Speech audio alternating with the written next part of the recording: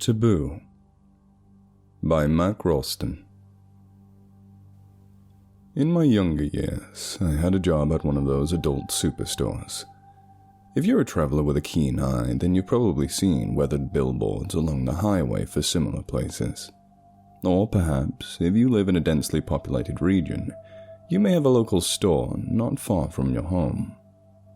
Most of these places are basically the same in terms of retail. Lewd sex paraphernalia is the theme here. I won't get into specifics, but you can imagine as you will.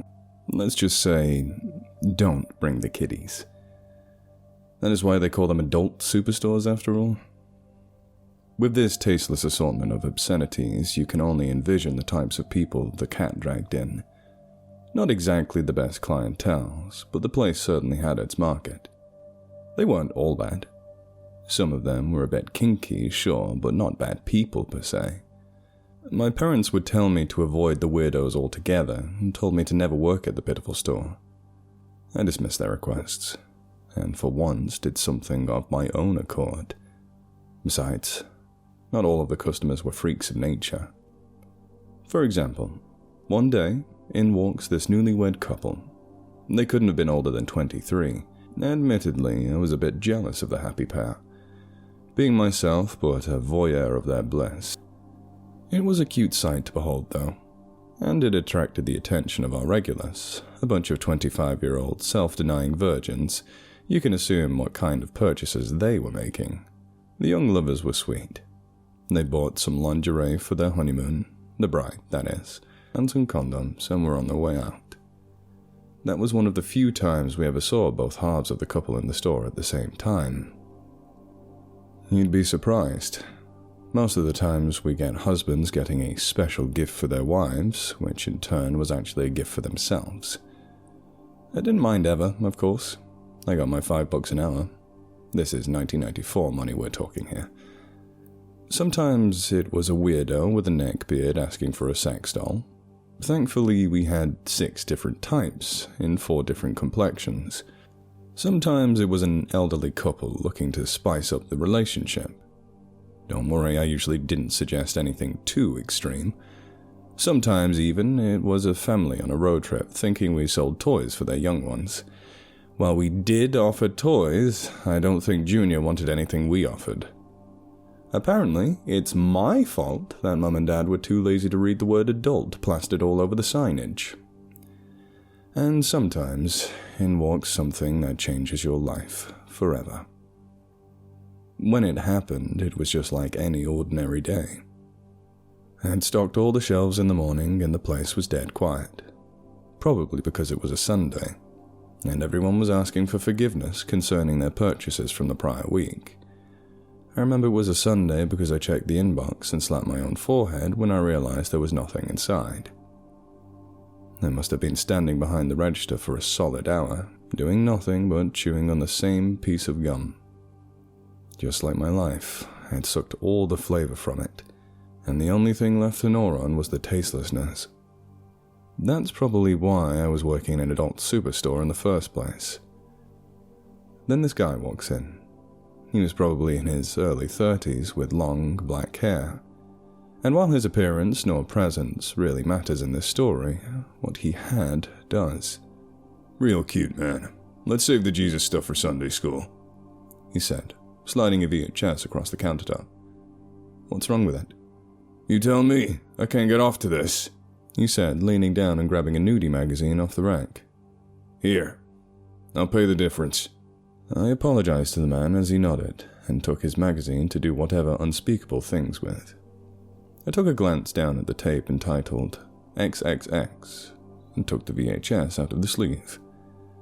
Back in the mid-90s, there were no streaming services.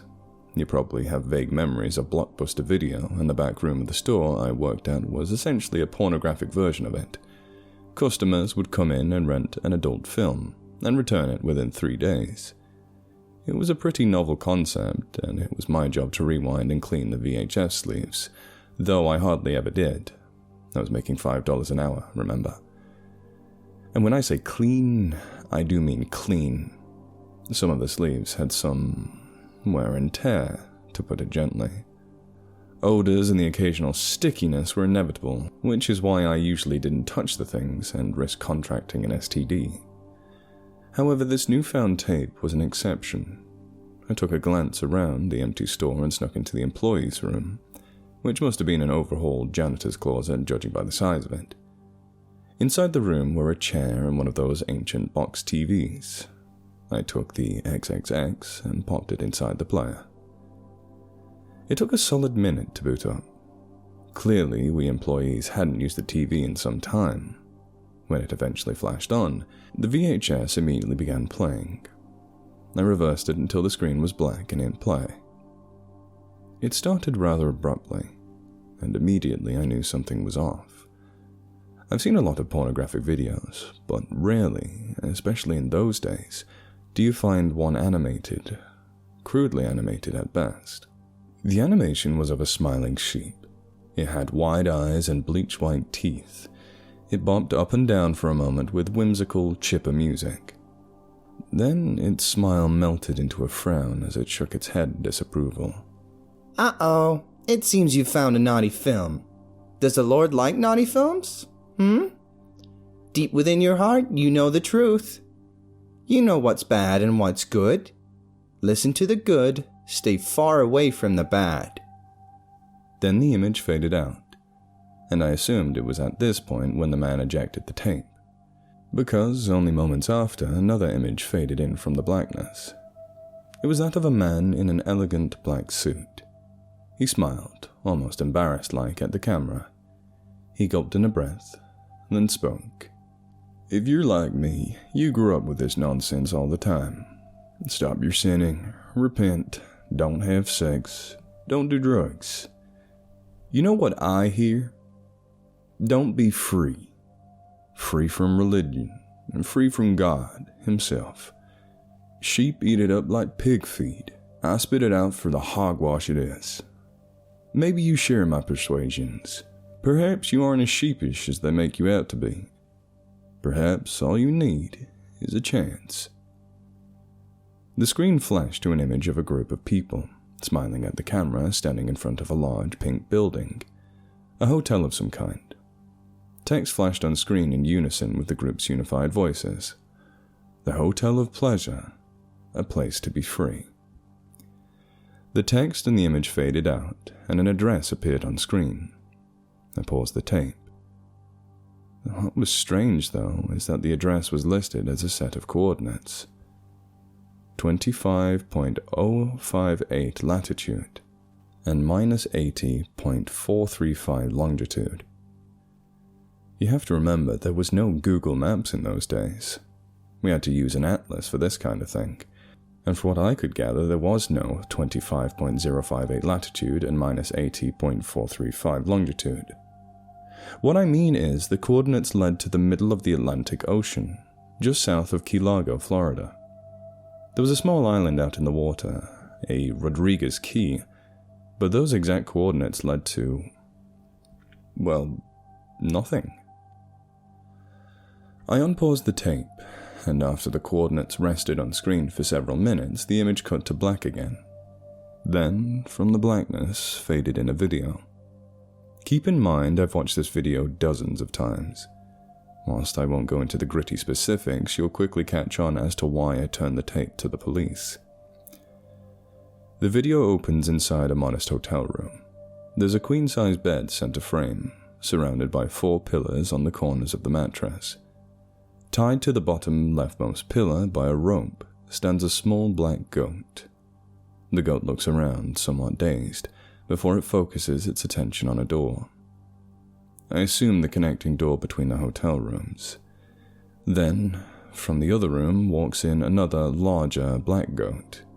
This one clearly a buck, judging by the large horns protruding from its head.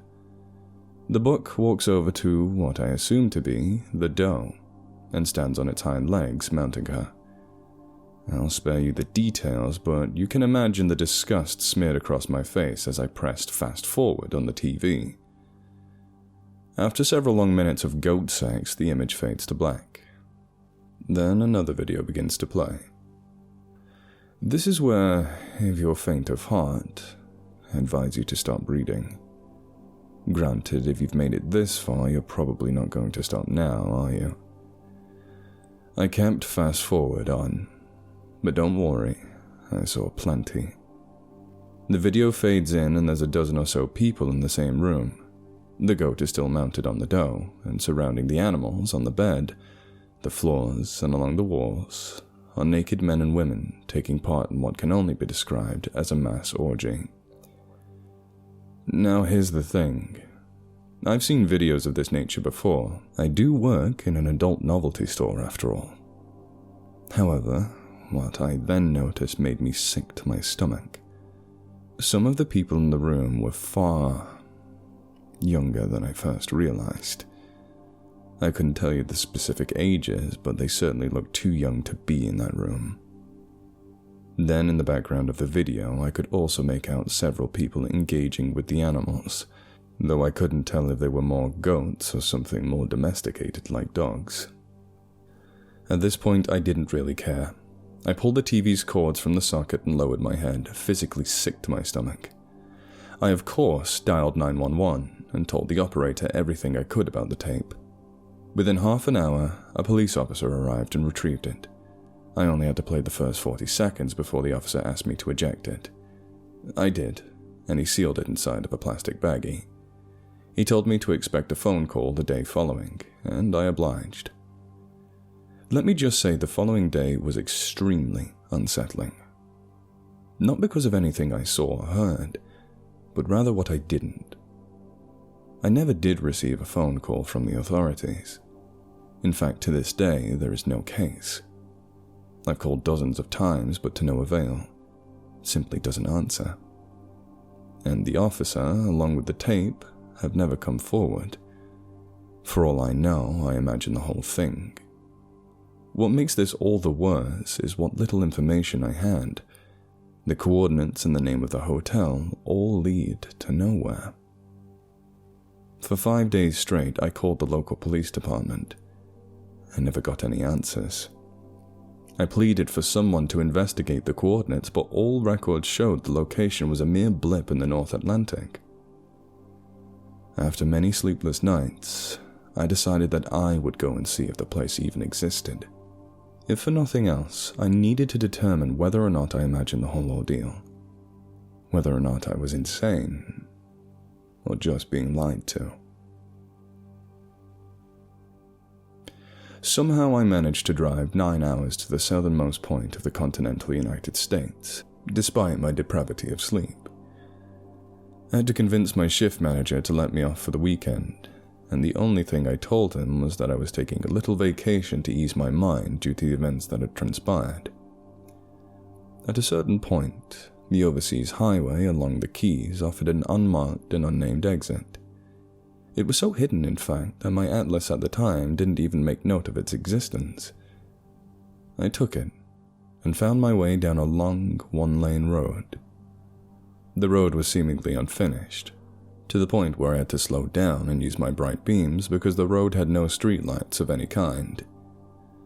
After a 20 or so minute detour, the road led to a small port of some kind. I parked my car in the desolate lot and peered through the darkness of the night. The area was completely still, aside from the silhouette of a boat swaying on the rocky waters. I made my way towards the harbor, following the tapping sound the boat made against the wooden dock. "Good evening, sir," a voice said. I jumped from the mere sound of the man's voice, not expecting to see another soul out here in the middle of nowhere. "Hello?" I said, my voice more so asking than stating my word. "Welcome, Mr. Johnson," I lied. "Mr. Johnson," the voice said. "Is it freedom that you seek here tonight?" "Yes," I said, once again asking more so than stating my response. From within the boat, I could make out the figure of a man. He took the boat towards the dock and extended a hand towards me.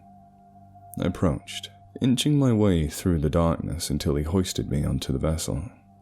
"Thank you," I muttered.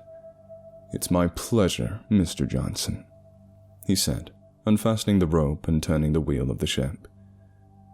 "Where is it that we're going?" I asked. "Don't be coy," the man said with a jesting manner. Save your games for your stay. We're just shy of 10 minutes from DuPont Quay, home of the infamous Hotel de Pleasure.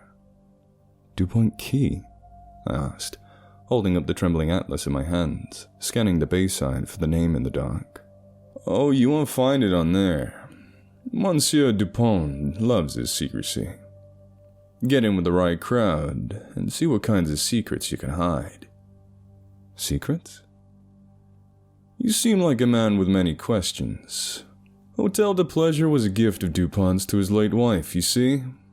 The Duponts were wealthy landowners in Brittany. They had quite a few estates in France, as a matter of fact. But money cannot buy freedom. And for the Duponts, freedom was hard to come by. What kind of freedom? Monsieur and Madame Dupont were swingers, you see. They felt it freeing to engage with whomever they pleased. Though at the time, what they were doing was strictly taboo. The local church and the community at large condemned the Duponts and forced them into exile, sending them to the Keys, where they founded this island, DuPont Quay. You won't find it on any US map because it's not part of the States. It's its own territory, its own sovereign territory. Glancing over my shoulder, I could make out the shape of a large structure in the distance, standing erect in the middle of the black waters. Hotel de Pleasure has always been the source of freedom for those who seek refuge within its walls. The Dupont's lifestyle was not welcomed in their generation. But today, that kind of thing happens all the time, and no one bats an eye. Our puritanical forefathers were wrong in their convictions, Mr. Johnson. But this great hotel has never been. As much as we've been bonded by the choices of yesterday, imagine the freedoms we'll have tomorrow. The boat nestled into a dock as the man stood and tied off the rocking ship. In the moonlight, I could see the man's face. The man from the video. Follow the path to the front doors of the hotel. Once you're inside, you'll find one of our keys, granting you access, the freedom to any room in the hotel. What about the other guests? They're welcome to go as they see fit, or stay. It's entirely their pleasure, the man said, leaning in as he cleared his throat. There are no laws on DuPont Quay, and therefore, in Hotel de Pleasure, we have no legislation here. We are truly as free as it gets. What about murder? I asked quickly. What about to each their own pleasure? The man slowly nodded. I was taken aback. I don't think I hit my surprise well. Please enjoy your stay, Darius. We hope you find it pleasurable. With that, the man bowed slightly, turning back to the boat, hopping in, and sailing into the darkness. I still have no idea how the man knew my actual name. I take it has something to do with what he said about those hidden secrets within the right crowd. I wanted to turn back at this point, but seeing that my only exit off the island was the occupied boat, now somewhere in the darkness, I was trapped for the time being. So much for freedom. I followed a winding path, every now and again glancing around me just in case. The closer I got, the more of the hotel I could make out. It was tall and pointy, almost like a church steeple. It was pink and accented with white along the windows and door frames. The front doors were large and elegant, yet something about the place felt quite sinister, despite its inviting outward appearance. As I reached the front doors, pulling them open, I was greeted with a wall of musk. The odor was unlike anything I'd smelt before. My face puckered at the stench, but it was quickly masked by the lobby's fragrance of fresh linens and a faint hint of wine. The lobby, despite being quite large, was empty, aside from a drunk man sitting against the wall in the corner, laughing to himself. He barely had a semblance of clothes, except for a gimp mask strapped tightly around his head, and every time he tried to stand, he fell. From somewhere beyond the lobby I could hear the echoing of music, muffled by the walls surrounding me. I scanned each of them, my eyes surveying the faded wallpaper until I came across a painting. It was that of a young girl and a man, both completely naked. My eyes continued, and all around me were paintings depicting obscenities, some similar to the acts I witnessed in the tape, some even more horrible. Some displayed scenes of bloody couples locked in a passionate kiss, others depicted romantic scenes with corpses. For a moment, I felt as if I was back at work, but not even our store had this kind of vulgarity.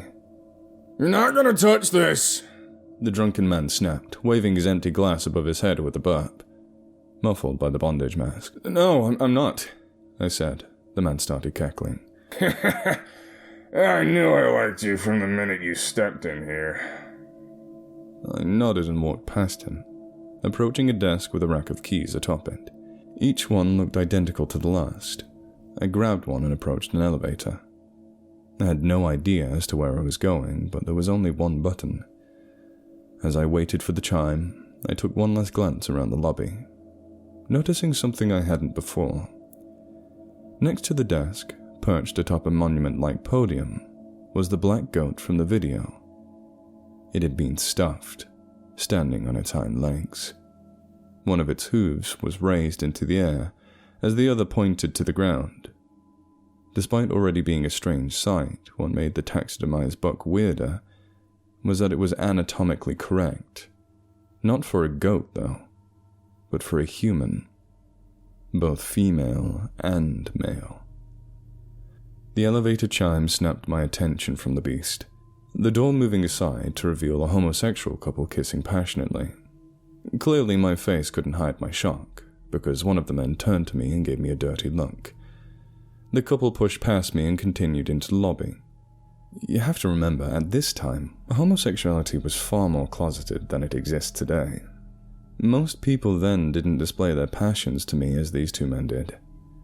I took the elevator to the 3rd floor. I didn't have any rhyme or reason for choosing any particular floor, I just kind of pressed a button, perhaps hoping for answers hidden amongst one of the levels. The doors opened to a lengthy carpeted hallway. I walked past them just as they shut, and that's when I heard it. The moaning. It was coming from all around me. The intensity was like crickets on a quiet night, except it was far louder, only muffled by the wooden white doors and stained walls. What perhaps unnerved me the most about this moaning is that I couldn't tell if it was of pleasure or of pain, or something of both. Some of the gasps sounded erotic, but quickly turned to whimpers, whereas others started as painful wailing and faded into groans of pleasure. I had the key. I could have opened any one of those doors, but I didn't. All I could do was walk and listen. I could hear the occasional pounding against the walls, against floors, screaming, laughing, and far more animal-like noises. Whether from actual animals or just people awakening something within themselves, I'll never know. I stopped walking because, to my left, I couldn't hear much of anything coming from one of the rooms. I put the key in the door and turned the handle, poking my head inside to confirm the place was empty. It was. I scurried inside and shut the door. There was no use in locking it. The room looked as if it were hit by a tornado. Either I beat housekeeping or this place simply didn't have it. I suppose the latter of those is true. The bed was messy and riddled with stains. The pillows were tossed across the floor, and the bathroom tile was wet. Somehow, I could tell that one of these rooms was the one from the video. Same carpet, same size bed, same pillows. I sat in a chair in the corner of the room that looked mostly clean. I bit my lip, unsure of what to do now. I made it this far with no real plan. Hell, I didn't even think this place existed, and I wished it hadn't. Then, from the hallway, I heard screaming and slamming of a door. I stood and glanced through the keyhole. There were maybe 6 or so men pulling on a young woman. One of them, frustrated, lifted the girl onto his shoulder as they began laughing, walking down the hall. As the woman fought frantically, lifting her head, I noticed a face all too familiar. Then it dawned on me. It was the newlywed bride I had met at work. Her dripping mascara almost left her unrecognizable, but I could tell it was her. She was even wearing the same lingerie I had sold her. Her husband was nowhere to be seen, and none of the men in the group resembled the meek young man. I grabbed the door's handle, ready to rush out, but stopped myself. What the hell was I going to do? I couldn't fight those guys off, and even if I could, how was I going to make it back to land with the woman? In fear, I stood there as the men boarded the elevator and went to some place unseen. When the coast was clear, I bolted for the staircase next to the elevator. As I rushed down the steps, I couldn't help but shed a tear for the wholesome couple, wherever they were now. I pushed open the door that led to the lobby, and made it halfway across the room before a familiar voice rang out to me.